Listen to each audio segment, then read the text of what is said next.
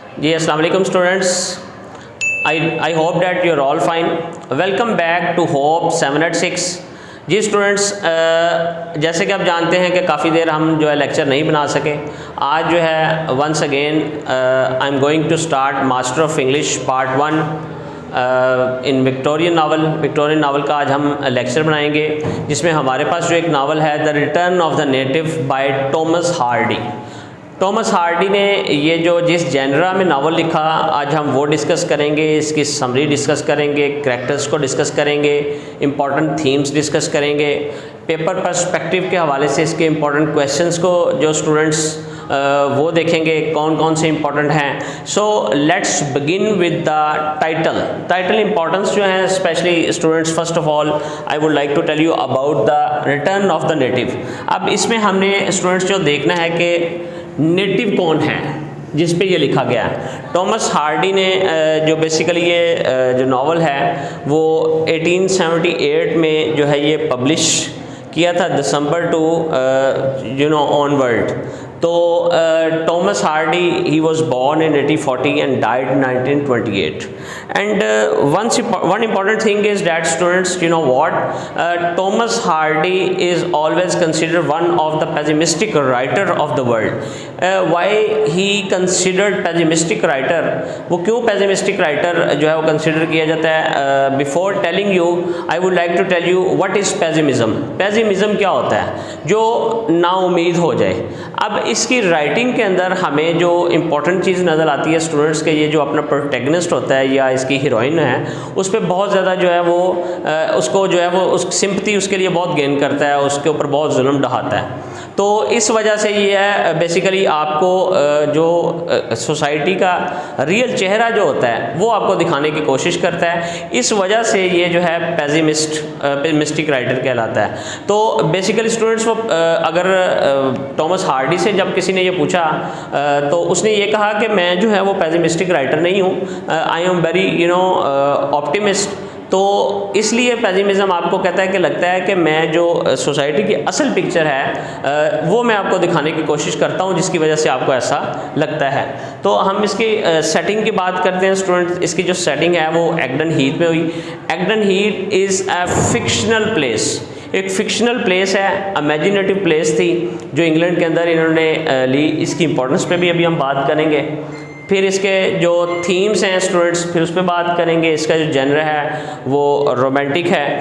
तो स्टूडेंट्स सबसे पहले हम importance of Egdon Heath, एग्डन Heath की हम बात जब स्टूडेंट्स करते हैं सबसे पहले, तो एग्डन हीथ के अंदर स्टूडेंट्स हम ये देखते हैं कि इसको जाइजेंटिक साइज, जाइजेंटिक फॉर्म में जो है वो शो किया गया है। तो winds are its friend and storms are its lover, just like this. तो how beautifully Thomas Hardy describe the description of vivid description of Egdon Heath in his first chapter. इसका पूरा चैप्टर का जो है वो नावल का first जो chapter है, इसका पूरा चैप्टर में ये बता दिया गया। इसके 6 to 7 इसने पार्ट लिखे हैं। उसमें जो द थ्री वुमेन पहला पार्ट है, उसका जो पहला चैप्टर है वो डिस्क्रिप्शन ऑफ एग्डन हीथ पे है। तो एग्डन हीथ की जो बहुत ज़्यादा इंपॉर्टेंस है, और एग्डन हीथ के साथ साथ हमारे पास जो हमारी हीरोइन है यूस्टेशिया वाई। तो यूस्टेशिया वाई जो है स्टूडेंट्स उसकी भी बहुत ज़्यादा इंपॉर्टेंट है। उसको स्टूडेंट्स नावल के अंदर जो है वो हीरोइन है और उसको विच भी कहा जाता है। Solitude marked on Egdon face just like Eustacia Vye as well. Eustacia Vye and Egdon Heath has well collaborated. बहुत ज़्यादा उनकी आपस में जो है मैचनेस है, वहाँ पे जाकर वो टाइम भी स्पेंड करती है।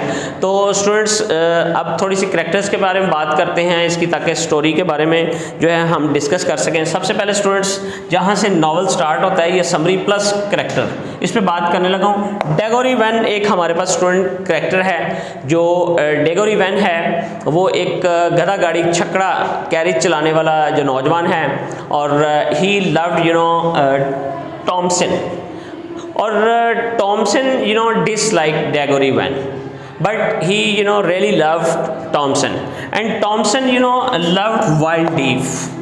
अब टॉमसन और वाइल्ड लीफ की जो है वो शादी होने वाली है, और वाइल्ड लीफ जो है वो इसके जो पेपर जो मैरिज पेपर होते हैं उसमें थोड़ी गड़बड़ करता है ताकि अपनी जो शादी है उसको लेट कर दे। बेसिकली स्टूडेंट्स, वाइल्ड लीफ जो लेडी किलर है, जिसको नावल के अंदर एक वर्ड का कहा गया है, ये यहाँ पे मैं लिख देता हूँ, लेडी किलर इसको कहा जाता है।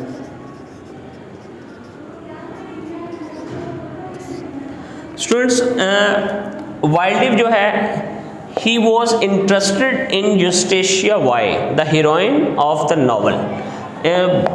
Both have had love affairs with each other. Later on हम आपको बताते हैं कि किस तरह, और क्लिम योबराइट जो है वो प्रोटैगनिस्ट है इस नावल का। Later on Eustacia Yeobright, Clym Yeobright got married as well, और मिसेज योबराइट। ये टोटल हमारे पास कैरेक्टर्स हैं। अब हम कैरेक्टर्स की थोड़ी सी बयान करते हैं। डैगोरी वन, जिस तरह मैंने पहले बताया कि स्टार्ट जब नावल होता है तो टॉमसन जो होती है वो इसके छकड़े पर, वैगन पर बैठी होती है, तो जा रही होती है। बेसिकली वो वाइल्ड लीफ से शादी करने जा रही है। अब जो टॉमसन है, she is very innocent girl and cousin to Clym, and she is also married Wildeve. और जो वाइल्ड लीफ है, he is very clever person, he called himself a lady killer, he is the owner of the inn and he loved Eustacia and married Thompson। बाद में इसकी और इसकी जो शादी हो जाती है और ये इनका बाद में ब्रेकअप हो जाता है, और वो जो भी है वो आगे हम स्टोरी के साथ साथ बयान करते हैं। फिर जो यूस्टेशिया वाई है, Wildeve is much interested in Eustacia Y.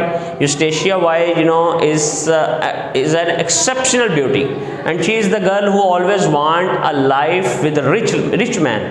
She loved wild leaf and married Clem just for rich life। वो इसलिए उससे शादी करती है कि वो एक अमीर आदमी है। क्लिम योबराइट की बात करें, यही हमारा नेटिव है Clym. He is the hero of the novel and son of Mrs Yeobright and cousin of Thomasin. और मिसेज योबराइट है, टॉमसन की आंट है और मदर है क्लिम की। अब स्टूडेंट, ये तो हमारे पास कैरेक्टर है। अब थोड़ी सी स्टोरी की बात करें। यूस्टेशिया वाई जो है वो अपने ग्रैंडफादर के पास जो है वो रहती है, और सारा टाइम जो है वो एग्डन हीथ में स्पेंड करती है। अब यूस्टेशिया वाई जो है उसका जो है रिलेशनशिप है वाइल्ड लीफ के साथ, और कुछ अर्सा उसका जब रिलेशनशिप रहता है तो basically she wanted to get a marriage with a rich person as well, ambitious person. और एक दिन जब क्लिम योबराइट जो नेटिव है फ्रांस से वापस आता है, वहाँ पे वो डायमंड का मर्चेंट होता है, डायमंड का उसका बिजनेस होता है, तो यहाँ पे वापस आता है तो एक क्लब में जो है इसकी मुलाकात होती है। अब मिसेज योबराइट जो होती है वो, उसको ये डर होता है कि मेरा जो बेटा है क्लिम योबराइट वो कहीं इंटरेस्टेड ना हो जाए यूस्टेशिया वाई में। उसका जो डर होता है वो बिल्कुल ठीक साबित होता है। And they got they met in a club, वहाँ पे मिलते हैं and they fell in love with each other and wanted to get marriage soon. Mrs Yeobright मना भी करती है, लेकिन वो जो है वो उससे शादी कर लेता है। अब जब उससे शादी करता है तो जो यूस्टेशिया वाई है वो एक दिन चर्च में जब वहाँ पे मौजूद होती है तो चर्च में इसको कोई विच कह देता है। अब इसको विच क्यों कहा जाता है, ये भी एक जो है नावल के अंदर बात है। बेसिकली ये सारा टाइम अपना लॉनलीनेस में स्पेंड करती है और एग्डन हीथ पर स्पेंड करती है, और एग्डन हीथ जो है वो लोगों के लिए वो अच्छा साइन नहीं है, लोग उसको अच्छा नहीं समझते, जिसकी वजह से जो है स्टूडेंट्स वो जो इसको विच कहा जाता है कि वहाँ पे जाकर अपना टाइम स्पेंड करती है। अब तो जब क्लिम योबराइट ये सुनता है कि उसकी वाइफ को किसी ने विच कहा है, तो ये फैसला करता है कि यहाँ के लोग जो हैं बहुत बैकवर्ड हैं, बहुत अनएजुकेटेड हैं, यहाँ पे रह के इनको एजुकेट करना चाहिए। तो ही रिमेन्ड देयर, ठीक है, वो वहाँ पे रहना पसंद करता है एग्डन हीथ में, और कहता है कि मैं यहाँ पे रह के इनको एजुकेट करूँ। वहाँ पे एक वो प्राइवेट स्कूल जो है ना वो ओपन करता है गरीबों के लिए, लोगों के लिए। और उधर से जब वो अपना प्लान जो होता है यूस्टेशिया वाई का उसका फेल हो जाता है कि मैं तो जो है वो क्या चाहती थी, फ्रांस जाना चाहती थी, अर्बन लाइफ में जाना चाहती थी, अर्बन लाइफ में बहुत चार्म था। तो उसका जब ये सारा प्लान फेल होता है तो she escaped from reality basically. तो although she escaped from Clim Yobright and she क्या करती है, ये दोबारा जो अपना relationship she had relationship with wild leaf, ये उसको दोबारा फिर से रीओपन करती है उसके साथ, and she had you know legitimate relationship with Wildeve as well. तो एक दिन क्या होता है कि ये जो क्लिम जॉबराइट होता है इसकी आईज़ जो हैं वो ब्लिंक होनी शुरू हो जाती हैं, उसकी बिनाई जाती है और उसको बहुत कम नज़र आता है। तो मिसिज जॉबराइट जो है वो देखती है कि एक दिन जो वाइल्ड लीफ होता है, बेसिकली उसको पता नहीं होता कौन है, तो देखती है कि जो है ना एक शख्स जो है वो इसके घर में दाखिल हुआ है, और वो बाद में पता चलता है कि वाइल्ड लीफ ही है। तो वो दरवाज़ा बाहर जाकर नॉक करती रहती है मिसिज जॉबराइट, तो यूस्टेशिया बाई जो है वो दरवाज़ा ओपन नहीं करती। वो बड़े गमज़दा होकर वापस आती है, तो उसको रास्ते में जो है ना वो एक स्नेक जो पॉइजन स्नेक होता है वो डस लेता है, उसको काट लेता है, बाइट कर लेता है, तो वहीं पे उसकी मौके पे डेथ हो जाती है। जब क्लिम जॉबराइट को ये पता चलता है कि जो इसकी रीज़न जो यूस्टेशिया वाई है, तो वो उसको ब्लेम करता है। तो वो कहती है कि मुझे ब्लेम ना करो, तुम भी तो अंदर सोए थे, क्योंकि मैंने पहले भी बताया कि उसको कम नज़र आता था, तो वाइल्ड लीफ जो है इनके घर में आता जाता था, तो क्लिम को पता नहीं चलता था। तो वो उसको कहती है कि क्लिम कहता है कि तुम जो है तुम्हारा कसूर है। वो एक दूसरे को इसी तरह जो है ना वो ब्लेम करते हैं। तो उधर से क्या होता है स्टूडेंट्स के वाइल्ड लीफ जो है टॉमसन को छोड़ देता है, और वाइल्ड लीफ जो है यूस्टेशिया के साथ जो है वो प्लान बनाता है एलॉपमेंट का। तो वो एलॉपमेंट करते हैं, इसको कहीं से वाइल्ड लीफ की 10,000 पाउंड की आई थिंक सो जो है ना वो लॉटरी लगती है। तो उसको कहता है यूस्टेशिया को कि चलो हम यहाँ से भाग जाते हैं। तो वहाँ पे अलॉटमेंट वो अपने प्लान करते हैं और भाग जाते हैं। अब जिस रात ये स्टूडेंट्स वहाँ से भागते हैं, तो उस रात वहाँ पे जो है ना वो बहुत ज़्यादा जो है तूफ़ान आ जाता है, स्टॉर्म आ जाता है। तो यूस्टेशिया वाई का पाँव फिसलता है, तो वो एक नदी में गिर जाती है। अब जो टॉमसन होती है वो डैगोरी वैन को लेके उसके पीछे जाती है।